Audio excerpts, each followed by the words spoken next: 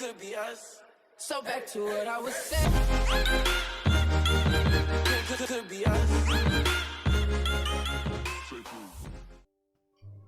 बच्चों, मैं आज आपको शब्द विचार पाठ पढ़ाने जा रही हूँ। वर्ण भाषा की सबसे छोटी इकाई है जिसके टुकड़े नहीं किए जा सकते।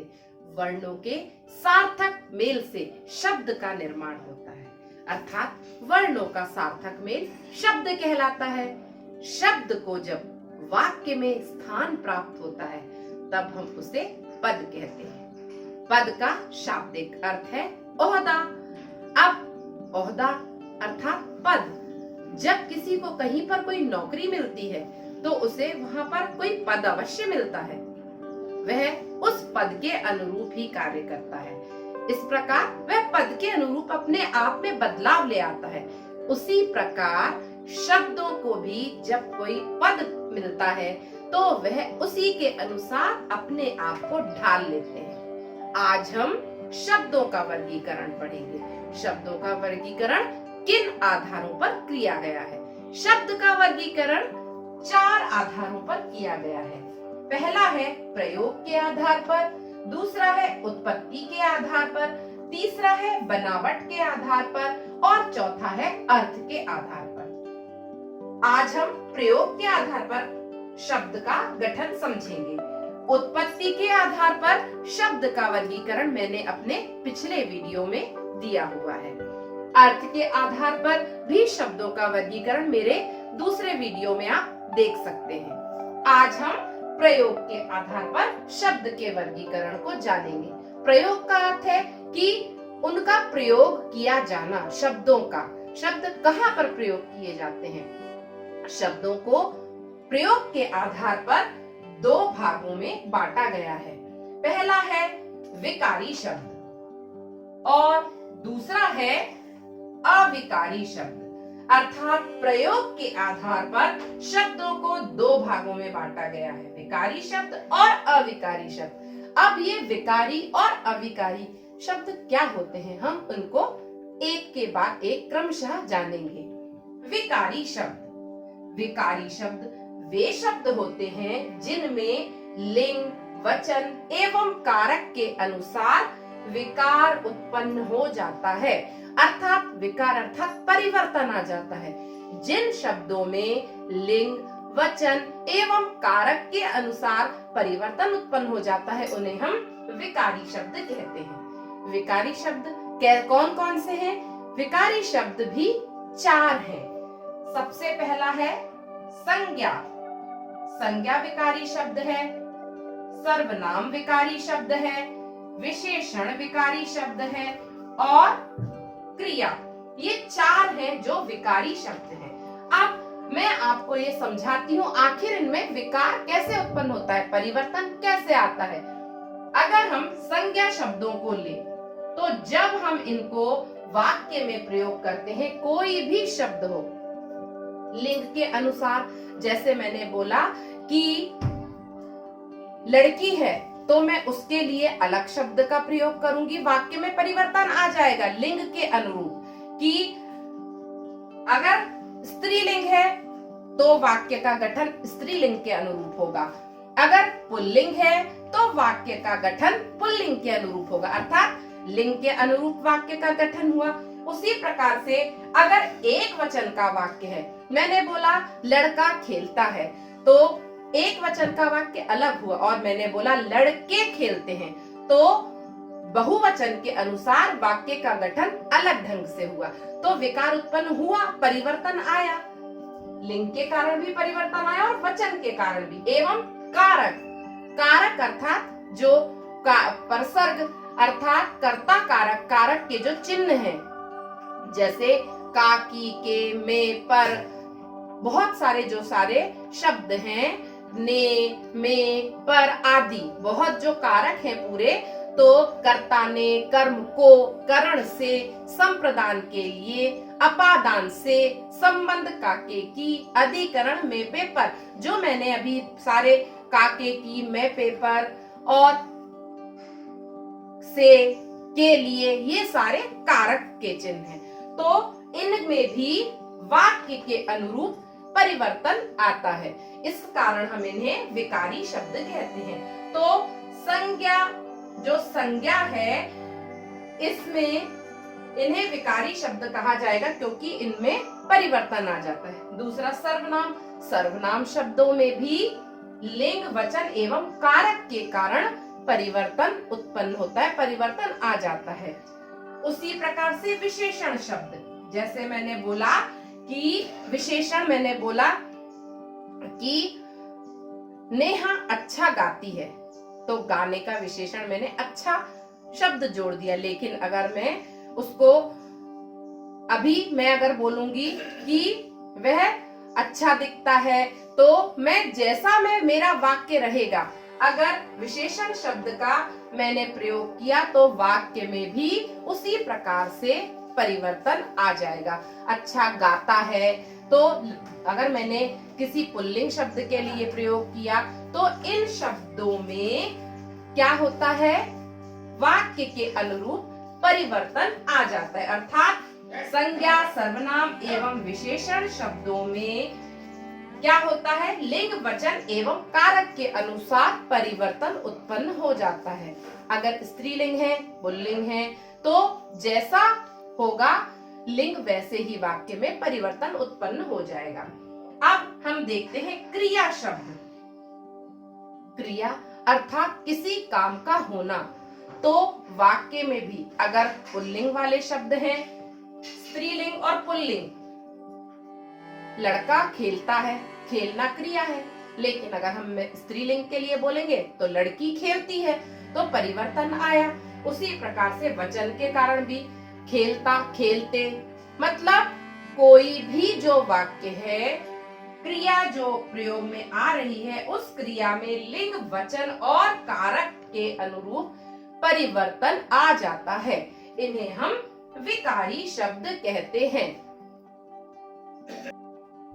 अविकारी शब्द वे शब्द कहलाते हैं जिनमें लिंग, वचन एवं कारक के कारण कोई परिवर्तन उत्पन्न नहीं होता, चाहे वह कहीं भी वाक्य में प्रयोग में आए, स्त्रीलिंग के लिए आए, पुल्लिंग के लिए आए या कारकों से संबंधित हो, कहीं पर भी इन अविकारी शब्दों में कोई भी परिवर्तन नहीं होता।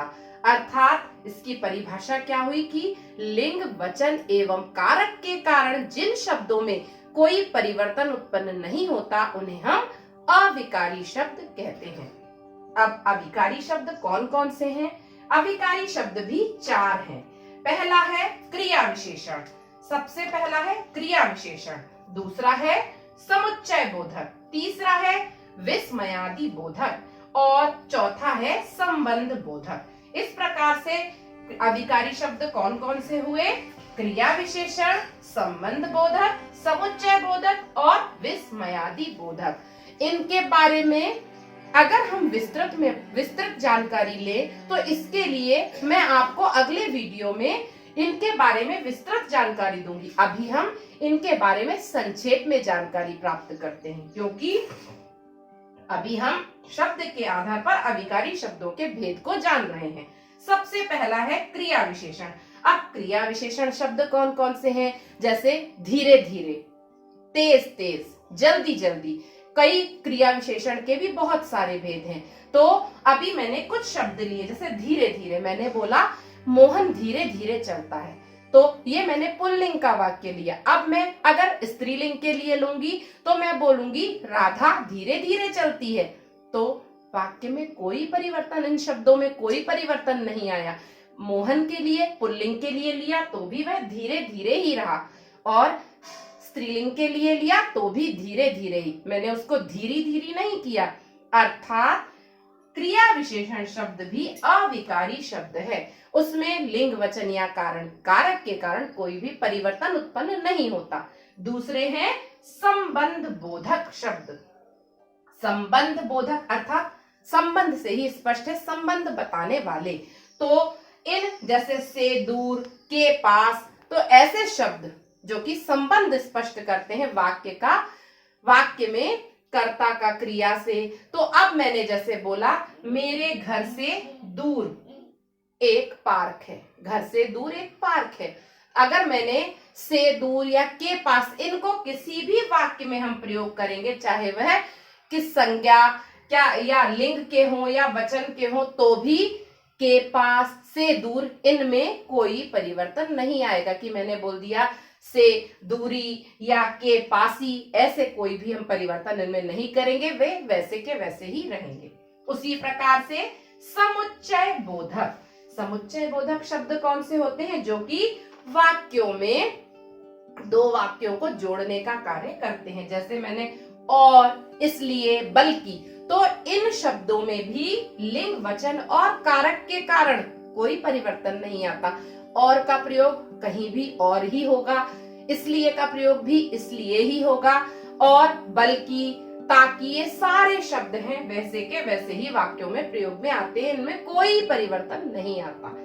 चौथे हैं विस्मयादि बोधक। चौथे अविकारी शब्द क्या? विस्मयादि बोधक, ये भी अविकारी शब्द है। अब विस्मय अर्थात आश्चर्य, विस्मय अर्थात हर्ष, शोक, प्रसन्नता, आश्चर्य, इन सारे शब्दों के लिए हम विस्मयादि बोधक शब्दों का प्रयोग करते हैं। विस्मयादि बोधक का चिन्ह है, इस प्रकार से हम विस्मयादि बोधक का चिन्ह लगाते हैं। ये विस्मयादि बोधक का चिन्ह है। तो अब अगर हम इन शब्दों को कहीं भी प्रयोग में लाएं, जैसे मैंने बोला अगर किसी लड़की के लिए मैंने प्रयोग किया, वाह सुंदर वाह सुंदर चित्र बनाया है, तो हम लड़की स्त्रीलिंग के लिए भी वही प्रयोग करेंगे और पुल्लिंग के लिए भी हम वही प्रयोग करेंगे। अर्थात उफ, अरे, वाह, ये सारे शब्द अविकारी शब्द, विस्मयादि बोधक शब्द, इनमें विकार उत्पन्न नहीं होता। अब हम बनावट के आधार पर शब्दों के विभाजन को जानेंगे।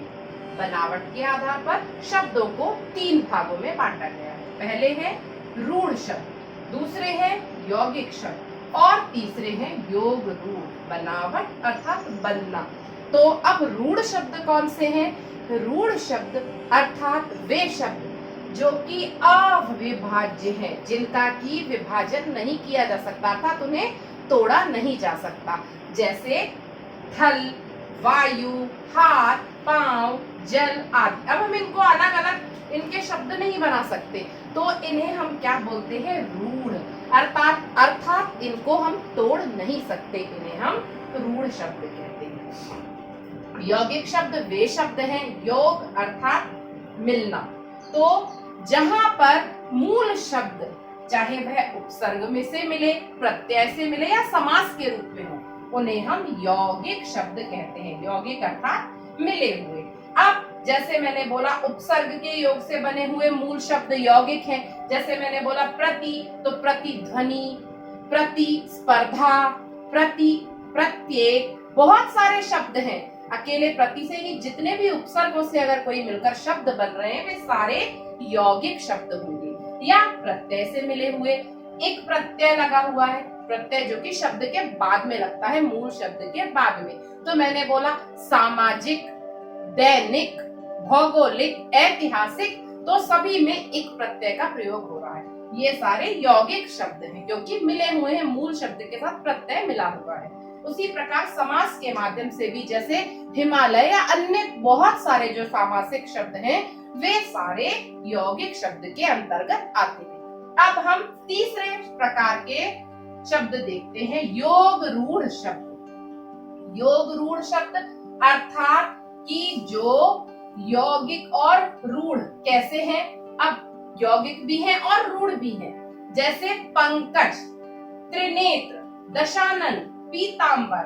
तो अगर हमने इनको जोड़कर लिखा तो पंकज अर्थात किसको बोलते हैं? कमल, जो कि कीचड़ में जन्मा। तो अब यहाँ पर ये किसके अर्थ में रूढ़ है? कमल के अर्थ में रूढ़ है। त्रिनेत्र, 3 नेत्रों वाले अर्थात शंकर जी, तो वो शंकर के अर्थ में रूढ़ है।